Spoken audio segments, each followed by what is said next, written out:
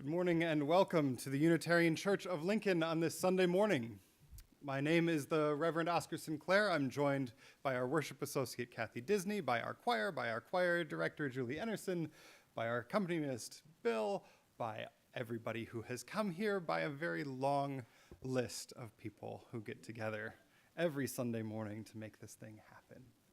I will say as well, we're joined this morning by this church's board of trustees who, as part of the annual giving campaign, has taken over this service. All of the volunteer roles going on today are mostly held by the board. You'll hear more about that as the day goes on, and there'll be a chance to have cake in the shape of a pledge form, I'm told, after this service.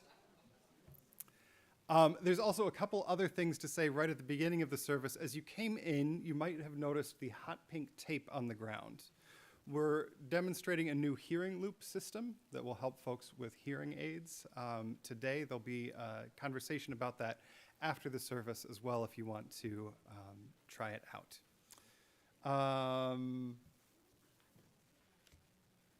Yes, we also, you will see people with fancy Unitarian Church of Lincoln coffee mugs. We will talk more about these, but here is the short thing that you can start considering now. If you have already submitted a pledge form for this church, please pick up a coffee mug on your way out.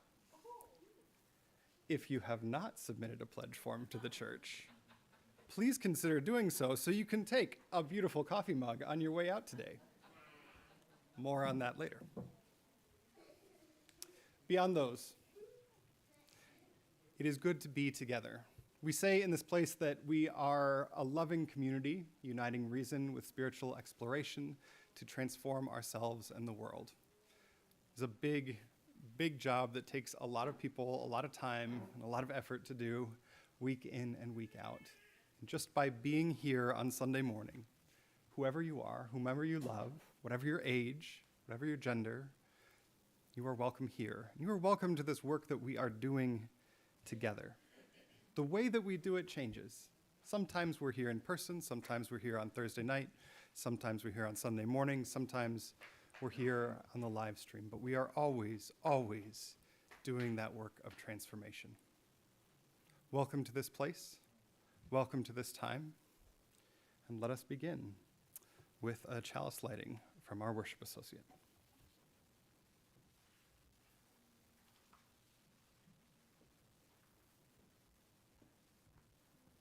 Good morning. Our chalice lighting words today are by Katie Savani Gelfand. We light our chalice as a symbol of gratitude as we celebrate the abundance of our lives together. In this sanctuary, we harvest bushels of strength for one another and offer our crop with the hands of compassion and generosity. In the authentic and gentle manner of our connections, we cultivate a simple sweetness to brighten our lives. May we be grateful for the ways we nourish and uplift each other, for it is the sharing of this hallowed time together that sustains us.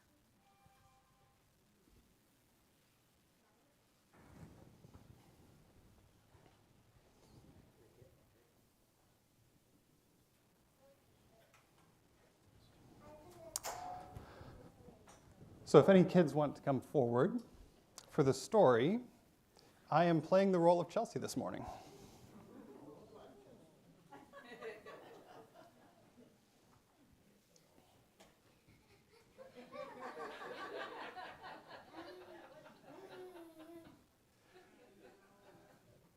So the story this morning comes from a lot of different traditions.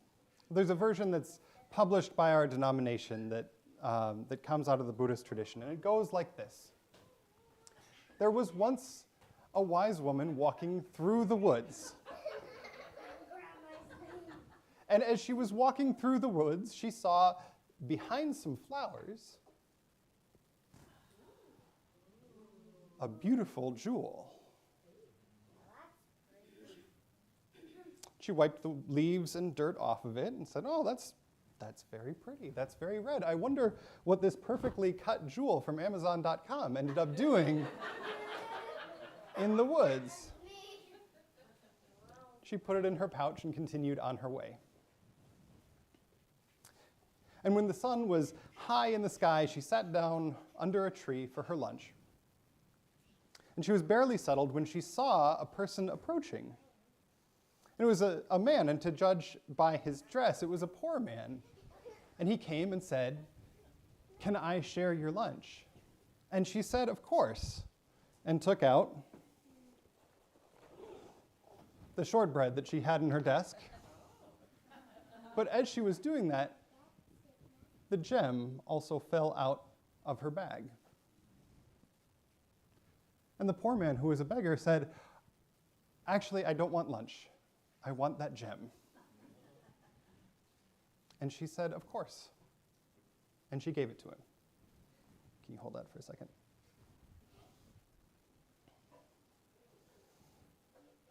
Now, the beggar could not believe his luck. He wrapped the gem in his cloak and quickly left. And the wise woman packed up her lunch, put the shortbread back in the Unitarian swag bag, and continued on her way. But a little while later, she heard rustling behind her, and she looked back, and she saw the man standing behind her. And he said, holding the jewel out, "Please take this. I don't want it." And she said, "Okay." And he said, "Instead, I want whatever it is that you have that allowed you to give it away."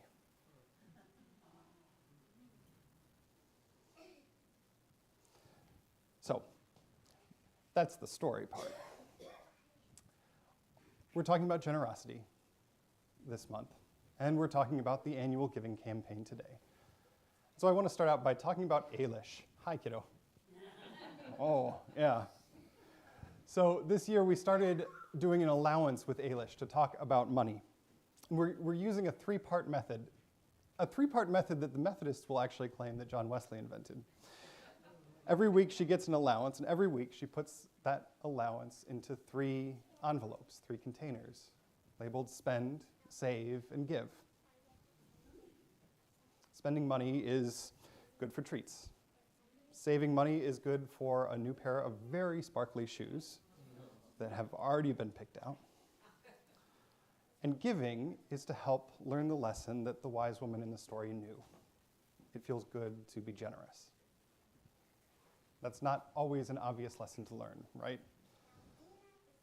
When I was growing up, I would have talked about spending money and saving money. Those were the lessons I learned as a kid, but not necessarily giving money away.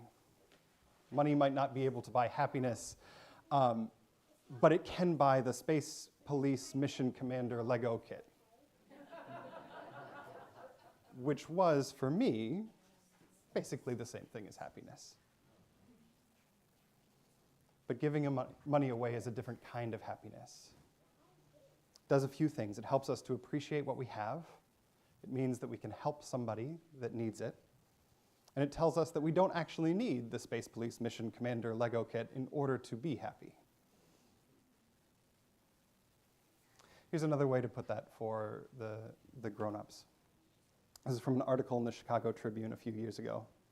If there's a magic pill for happiness and longevity, we may have found it. Countless studies have found that generosity, both volunteering and charitable donations, benefits young and old physically and psychologically.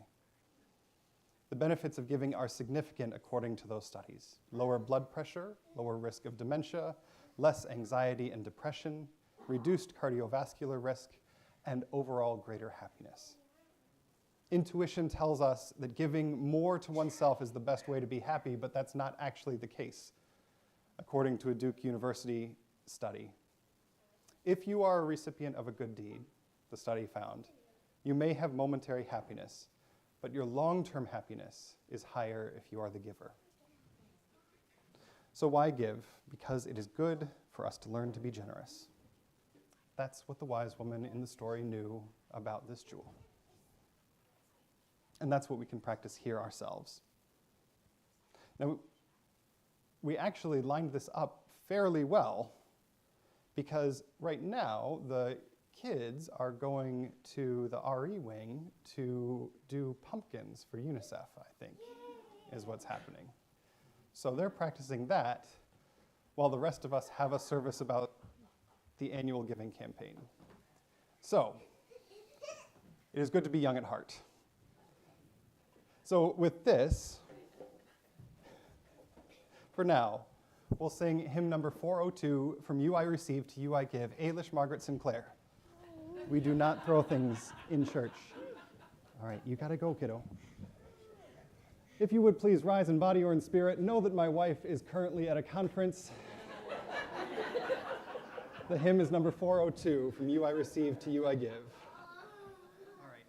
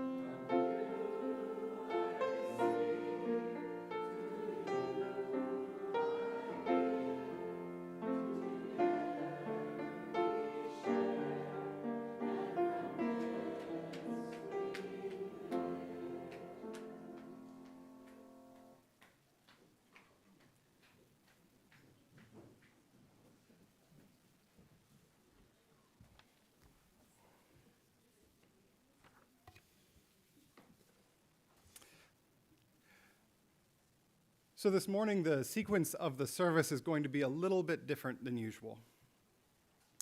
We're in the last week of our annual giving campaign. And as part of that, the Board of Trustees has taken over all the volunteer roles in the service. And rather than a single 20-minute sermon, you'll hear from me a couple times. You'll hear from our board president. And I particularly am reflecting on 4 questions posed by Matt Miofsky, who is the minister at the Gathering Church in St. Louis. And he asks 4 questions. Why give? Why give to church? Why give to this church? Why give to this church now? Why give was the subject for that Time for All Ages, right? We practice giving because it is good for us. We can practice generosity, actually practice it, and in doing so help those around us while finding that it helps us to be the best version of ourselves, more open, more wise, less anxious, happier. And faith traditions have known this for a long time. In the Buddhist tradition, there's the story of the wise woman and the gem. And there's a story from the life of Jesus, right? A young man comes and says, "What must I do to inherit eternal life?" And Jesus says, "Keep the commandments." And the young man says, I do that. What else do I need to do? And Jesus says, "Sell everything you have, give it to the poor, and follow me." And when the young ruler heard this, he became very sad, it says, because he was very wealthy. In Islam, a pillar of faith is alms. In Judaism, the sage Maimonides writes, "Whoever gives tzedakah to the poor with a sour expression and in a surly manner, even if he gives 1,000 gold pieces, loses his merit. One should instead give cheerfully and joyfully and empathize with him in his sorrow." So why give to church? One answer is that all of the church leaders for at least 2,000 years have said that you should give to church. That usually doesn't go over well in Unitarian Universalist churches. And surely not enough. Surely it's not enough because for every Maimonides, Jesus, and wise woman, there is a televangelist or charlatan saying that for every $1 you give to their ministry, God will bless you 7-fold, right? There is a long history of churches behaving badly with money.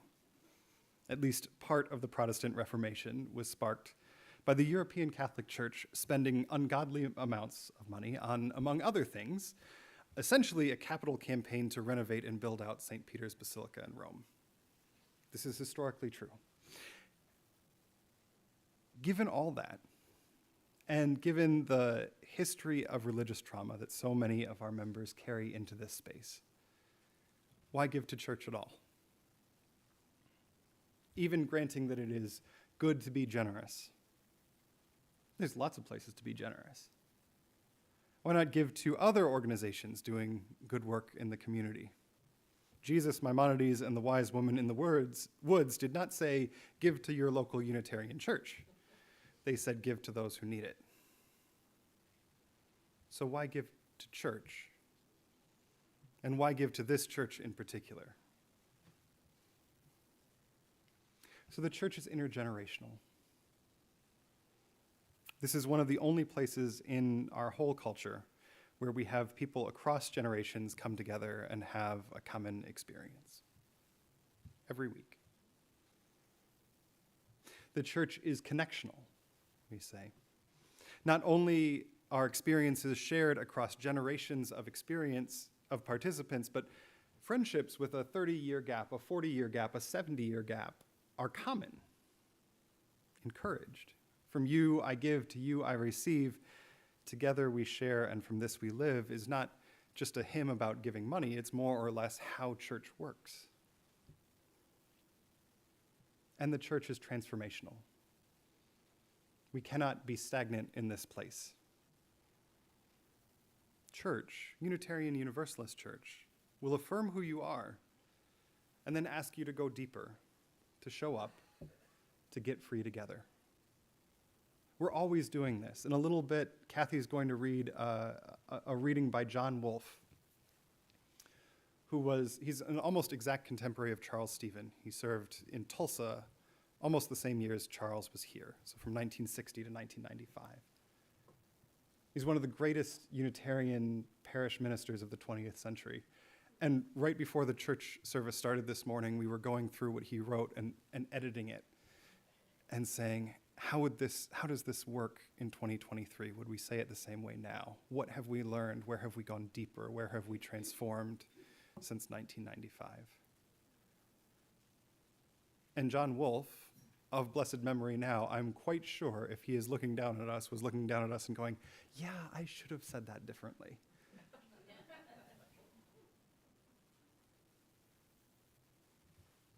So that's the theory, why give to church. But you all also have your answers. There's a practical answer, of course. Why give to church? Well, our annual budget, including staff, maintenance, bills, dues to the UUA, all the rest, comes to just over $500,000 a year. That's what it takes to run this place. Last year, 85% of that came from pledges and donations by members and friends.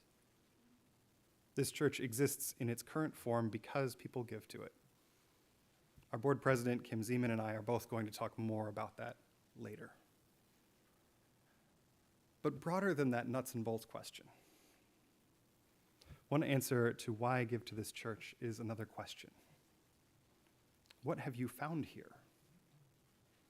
Are you a die-hard Friday lunch bunch person? Have you never missed a Justice in Action meeting? Is this where you meet your friends on Sunday morning? Is this where you can cry and not be judged? Is this where you can belly laugh and not be judged? Is there something in our mission and vision that speaks to you? Are you a person do you aspire to be a person who shows up or want to be a part of a religious community that says we embrace both reason and spiritual exploration? They're both important for the spiritual life. There are going to be as many reasons to give to this church as there are people in this room. Probably more. So here's what I know. You have a reason. I know you do because you're here on a Sunday morning or you're here in the live stream watching the week that it happens. So what have you found at the Unitarian Church of Lincoln that got you here this morning?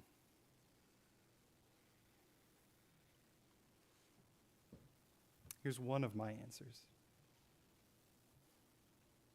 There's a block of time in our service every week where we do some housekeeping.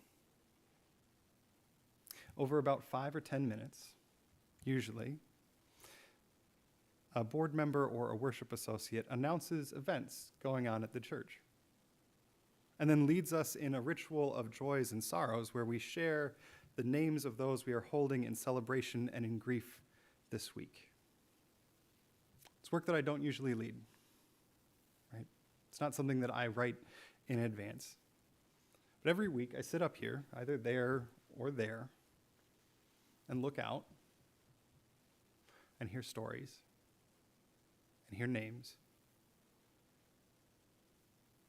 I watch everybody in the room have a sharp intake of breath at the news of a cancer diagnosis. I watch a community laugh and clap for wedding anniversaries, new grandchildren, visiting friends. These might be people that have been friends for 30 years or complete strangers, but they are celebrating and mourning together in that moment. It's a simple thing, right? Simply speak the names of those we are holding in joy or sorrow on Sunday morning. Congregational housekeeping. Housekeeping, but it is at the center of our services for a reason. Because the heart of the church is not the sermon, not the music, not the minister, but this work of people coming together on purpose to care for each other and do stuff together. Intergenerational, connectional, transformational. Those are big words. But they mean seeing dozens of smiles on faces young and old when Tom Winter, right there, declares his love for his sweetheart. At the front left of the church, Sunday after Sunday. That's what it is. Sorry, Tom, to call you out there.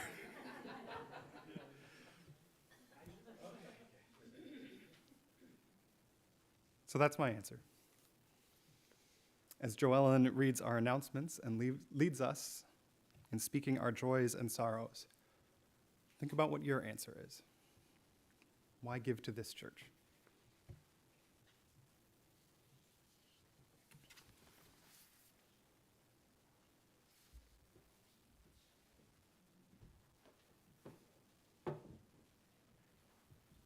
Good morning. I'm Joellen Polzine and a member of the Board of Trustees, and I want to offer a special welcome to those of you who are here for the first time. Most of the Sunday volunteer roles today are being filled by board members. You will see them with their new blue board ribbons. They'll be serving coffee and cake, collecting the offering, and greeting this morning. The reason you see the bright pink floor tape is because we are having a demonstration today of the hearing loop, which will help people who are hard of hearing or maybe quite can't hear everything being said. And they're demonstrating it. This system goes directly into the hearing aid of each person. And as I understand it, all hearing aids being sold at this point in time have this loop capacity. So we're very excited about that. Next Saturday, October 28th at 8:30 a.m., we need a handful of volunteers to help with a grounds project. Come and help us restore the stone drainage path near the playground. If you have questions, check in at the church office. This is a very special time, as Oscar mentioned, for our joys and sorrows, as we join together as a community to mark the moments of our lives. The threads of sorrow and those of joy are intertwined in the fabric of our lives. Present for all, remembered by all. We share those threads, and they then are woven together with the others in our community. Our joys are magnified, and we are comforted in our sorrows. I invite you to type into the chat or speak into this shared space your name or the name of another person you wish to be remembered in sorrow.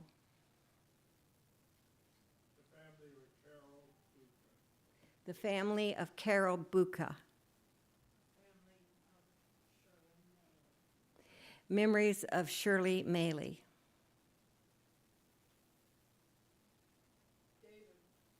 David.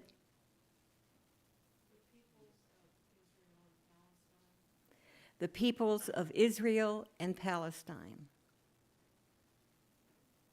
Uncle Jim. Uncle Jim.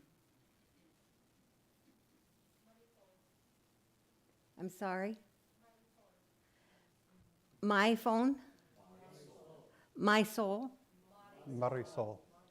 Marisol. Sorry. Maybe I need a hearing loop.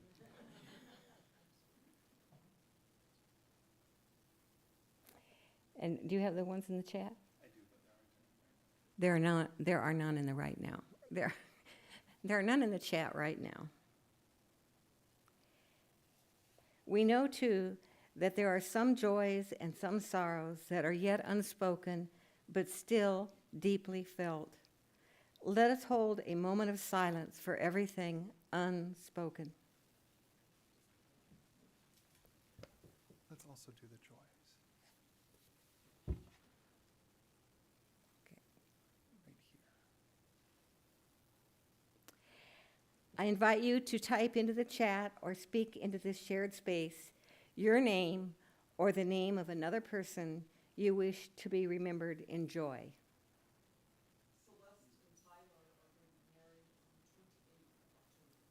Celeste and Tyler are going to be married October 28th. And many of us remember Celeste. She was a little girl when she first started coming to this church. Craig Grabowski. Singing in choir again. Singing in choir again. Mark is out of the ICU. Mark is out of the ICU. Chelsea Latimer just married her The new sweetheart, choir Aspen. stole. The new choir Stoles. Chelsea Latimer just married her sweetheart, Aspen, yesterday. And Chelsea just married her sweetheart yesterday. Knowing Shirley Maley. Knowing Shirley Maley.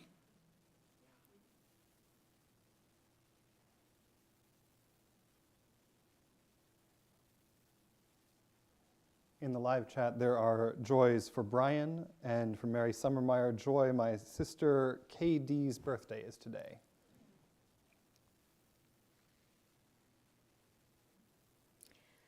We know, too, that there are some joys and some sorrows that are yet unspoken but still deeply felt. Let us hold a moment of silence for everything unspoken.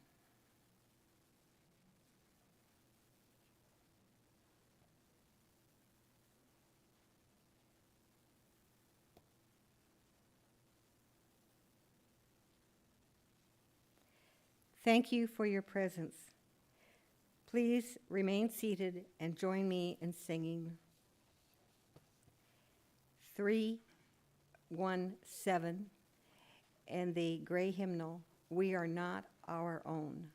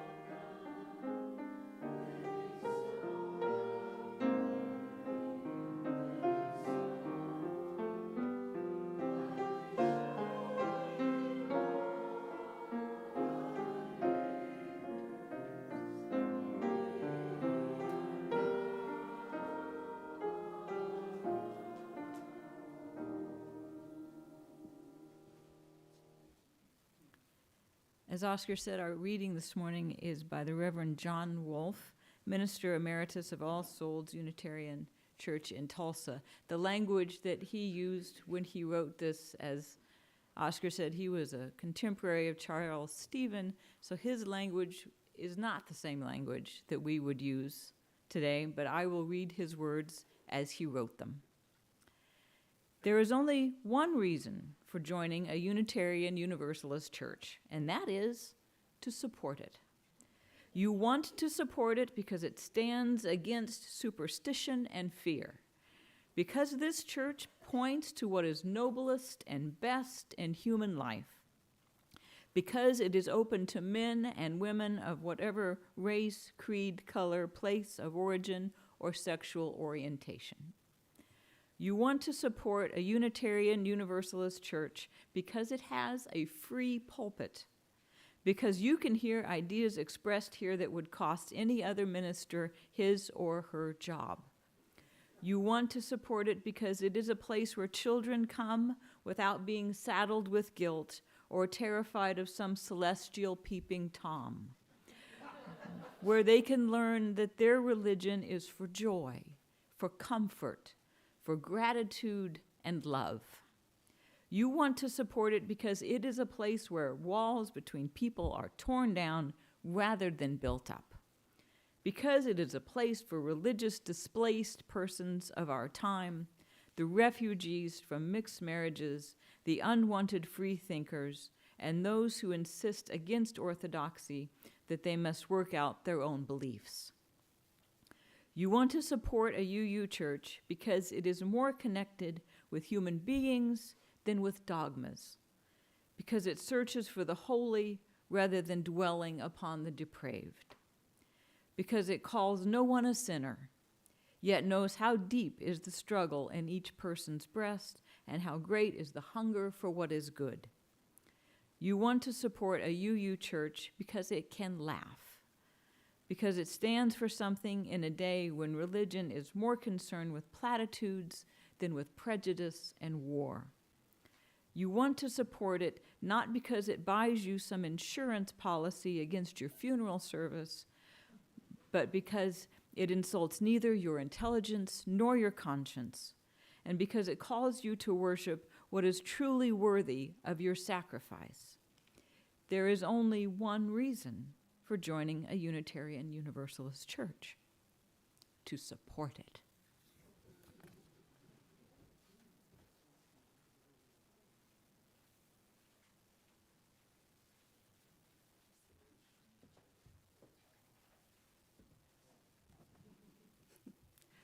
Hello, my name is Kim Zeman, President of the Board of Trustees. One important job of the board is to set a budget for the upcoming year. It is said that budgets are moral documents that reflect our priorities and our values.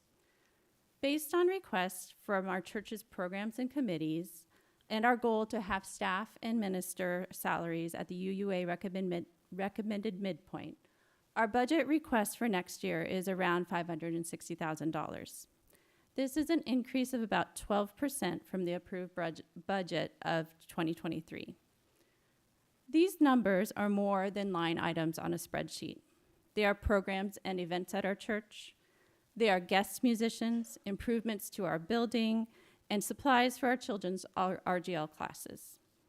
They are the dedicated people who work at our church. It is through the pledge forms that we know if we have enough money for these programs and enough to keep our staff. Our thanks to all of you who have already turned in your pledge forms indicating how much time, talent, and treasure you intend to give next year. We currently have a gap of about $138,000 between pledges, income, and our budget requests. If you have not already turned in your pledge form, they are available at the church office. Please turn in the form by October 31st. If you have already turned in your form but could possibly increase it, please consider doing so. If you have given one-time donations in the past when we've had budget shortfalls, please consider adding that amount to your pledge instead. Every little bit helps, and we won't be doing a second ask this year. I started coming to this church because I wanted a spiritual home for my children. Those of you who have attended here for a long time have watched my kids grow from babies and toddlers to teenagers taller than me.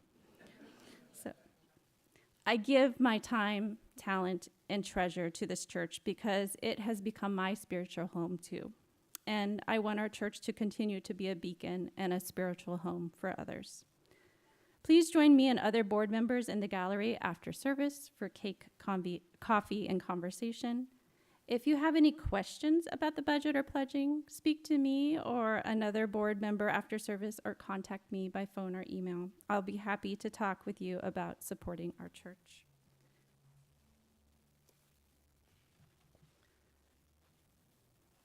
So each week we take up a collection to support the work of this church and our partners in the community. We do this because just as we all grow from our participation in this community, we all give back through our time, our talent, and our treasure.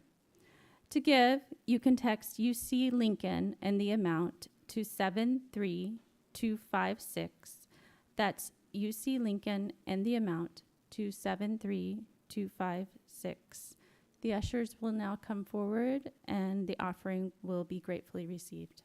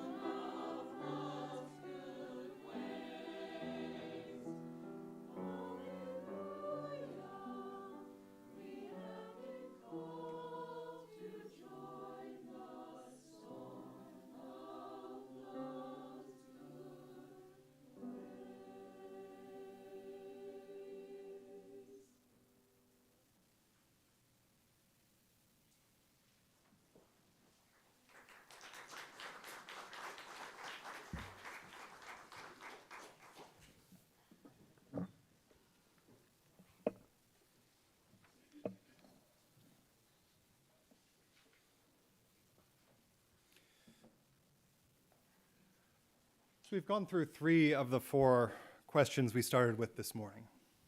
Why give? Because it is good to learn and practice generosity. Why give to church? Because church is about the work of intergenerational relationship, connection, and transformation. Why give to this church? Because there's something here, some spark that we have together that brings us each to this place.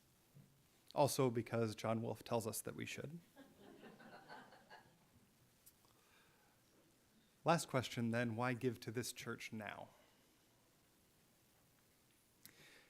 And to answer that question, we have to be real about the moment that we're in October of 2023.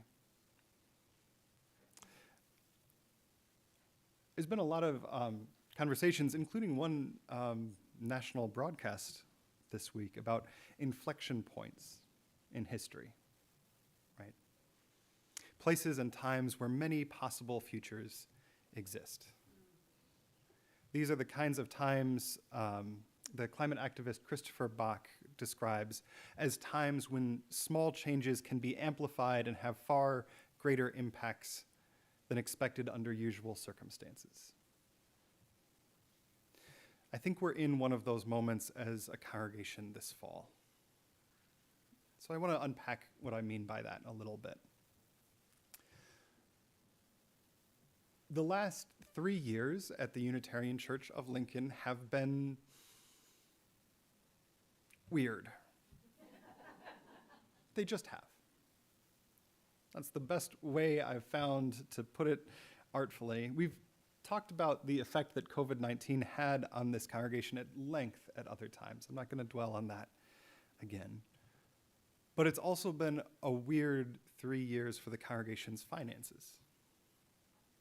Over the last 3 annual budgets, we've had grants from the Federal Paycheck Protection Program.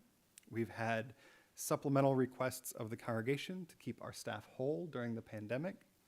We've had big donors come in as angels late in pledge drives. We've put together contingency budgets that have ended up unused in a file in my office.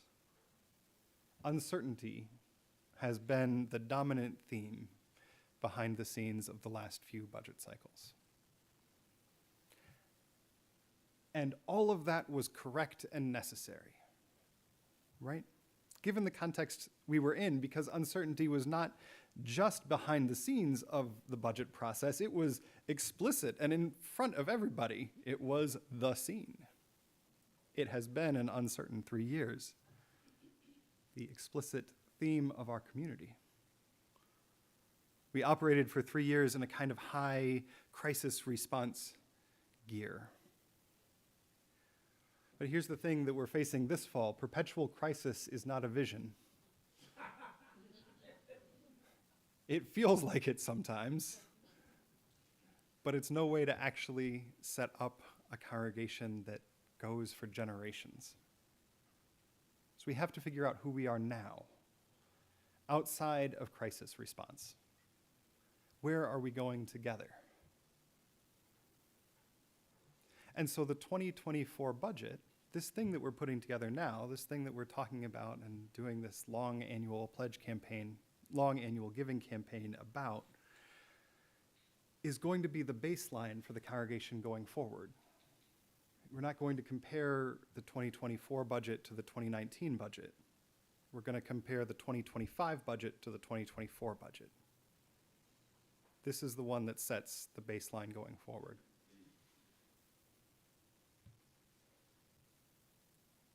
And that is what makes this an inflection point. The point where small changes can be amplified and have far greater impacts than expected under usual circumstances. Because a small change, one way or another, in this year's budget will have ripple effects over the next decade, because it will set the baseline for who we are as a church post-COVID. And it's important that you know where we are right now. Kim's already said it, the board is here today. There's 1 week left in the pledge campaign. It's the 22nd. We close the annual giving books on October 31st. Over the last 3 years, every year we've done a supplemental ask. And every year, that supplemental ask has brought in between $50,000 and $60,000. We're not asking for that this year. Instead, we're asking for everybody to consider their pledges, raise them if you can, and help us set a baseline, not based on sort of extra supplemental giving that changes from year to year, but what can we count on year after year? It's October 22nd. Right now, we've received, as of this morning, we've received pledges from 74 families in the congregation. Of those 74, 52 have increased their pledge from last year. That's incredible. That's incredible. 8 have decreased. 14 pledges have stayed the same. Additionally, we've had people pass away and people move out of state in the last year. And so adding up all of that, all the people who have raised or lowered their pledges in this annual giving campaign, or who have died, or who have moved away, our total pledges compared to last year are up about $4,000.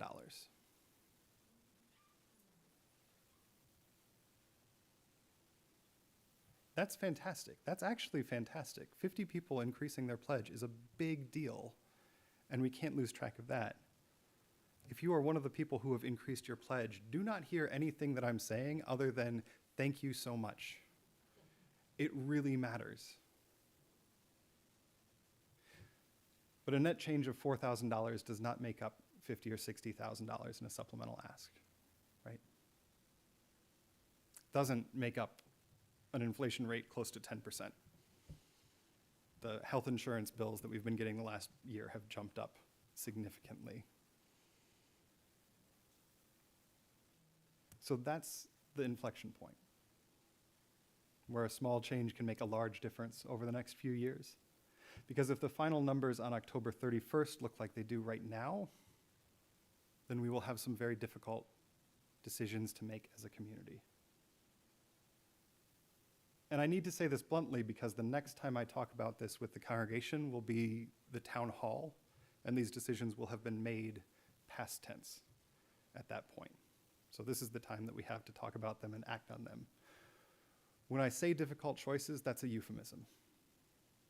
And you need to hear that, because that means cuts to our staff. There is no combination of programmatic cuts at this church that make up a 50,000 or 100,000 deficit. There just aren't. So that's where we're at. Let me see, what did John Wolfe say? You want to support a Unitarian Universalist church because it has a free pulpit, because you can hear ideas expressed which would cost any other minister his or her job. Part of the job here is truth-telling, and that is the truth of where we're at in this moment. But the other truth of a Unitarian Universalist church is that I can't actually tell you what to do at this point. We're not that kind of church. I'm not that kind of minister. When I was, a few wise colleagues and I was asking them what I should say in this moment. And they reminded me that it's my job to hand the work back to the congregation. That this is not work that's held by the minister or even the board. It's work that's held by the whole congregation. So I'm handing this to you. But I hope I'm handing you more than bad news, because I'm also reminding you. I can remind you of what you found here. I can remind you of an intergenerational community, of a place of connection, a community of transformation. I can remind you that generosity feels good. I can tell you that what you do here matters, that little changes right now will matter for a decade. And I can tell you that as the Board of Trustees was talking about this service, they decided that they, as individuals, would all show up on this particular Sunday and take over all the volunteer roles and be here to answer questions. And in emails back and forth in planning it, they had a simple name for this service. They called it Hands to the Pump. I can remind you of all of that. What we build now is up to you.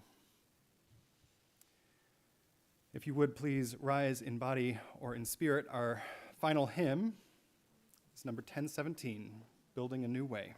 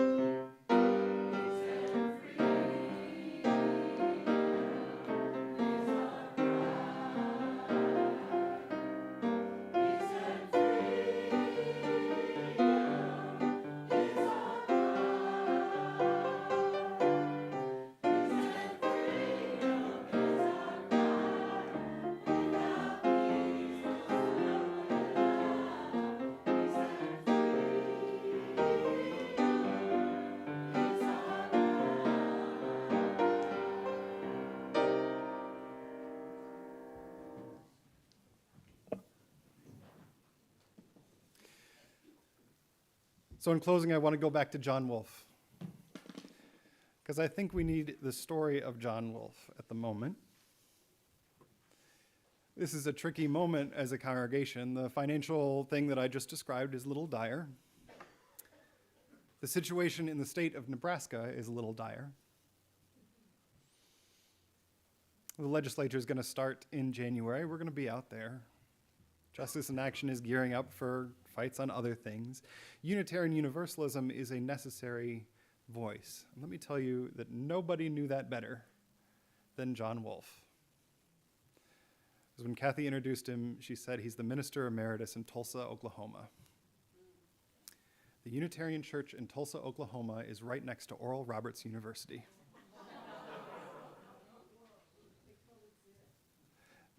They coexist. They don't like each other much, I'll say. Over 30 years that he was there, John Wolfe said, the Unitarian Church is necessary in this city.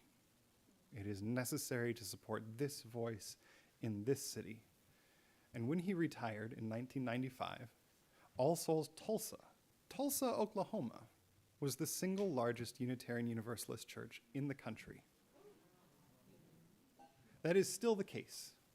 The things that they built there have lasted, and they are the one true Unitarian Universalist megachurch. But they did it because they knew that what they did mattered.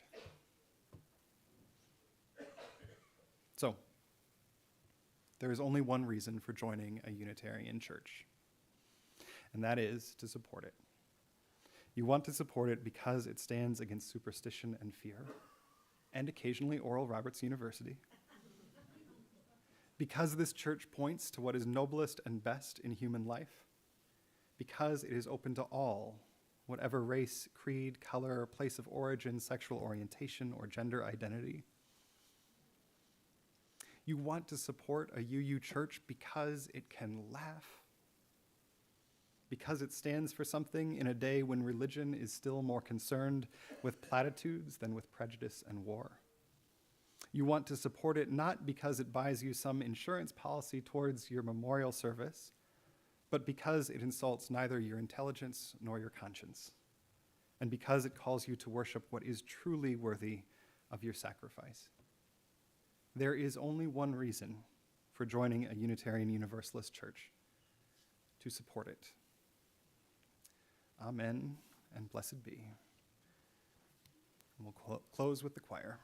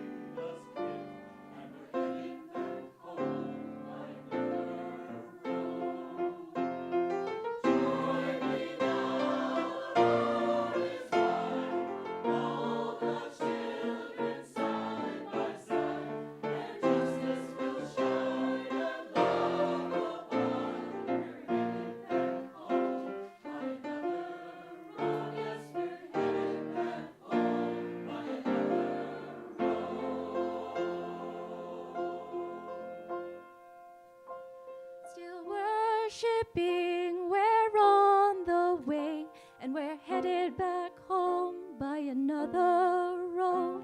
We'll hold each other's hearts this day, and we're headed back home by another road.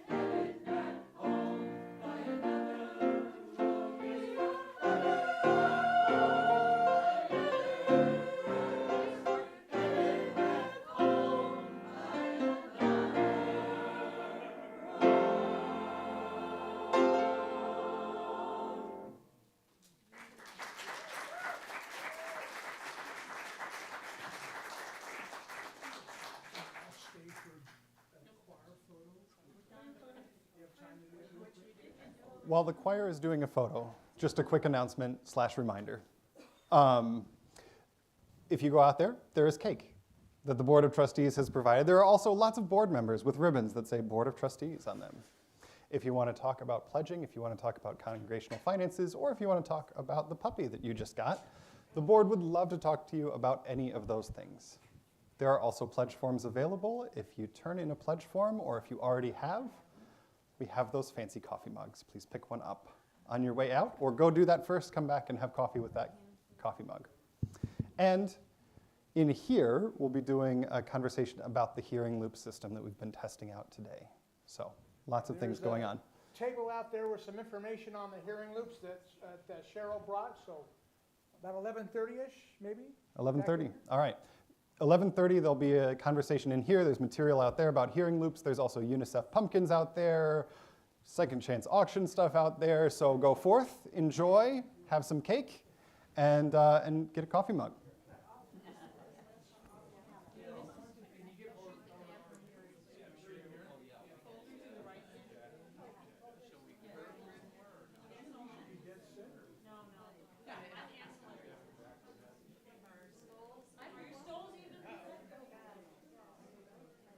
Let's see, that's a wide shot.